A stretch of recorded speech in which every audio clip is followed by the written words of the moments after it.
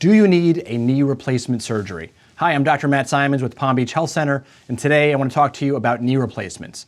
Do you know how many knee replacement surgeries are done every year? Right now, that number is about 700,000, and that's just in the US.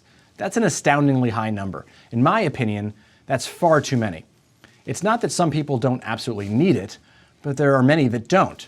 And it's not just the number of knee replacements that are astounding, it's also the cost. The average cost of a knee replacement is anywhere from $46,000 to $76,000 per replacement. We've had patients that tell us that their replacements have cost upwards of $100,000. And one patient even told us that theirs were over $300,000 because they had complications and a number of doctors were involved. Hopefully no one watching this video has been told that they need a knee replacement, but if you have been, you need to know that there are other, safer options available.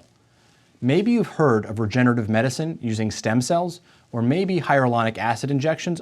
We offer these types of services because we want to help patients in our community avoid unnecessary surgeries and all the risks involved. If you have any questions or concerns regarding knee replacement and/or regenerative medicine, we'd be happy to get back with you and answer your questions. Have a great and healthy day.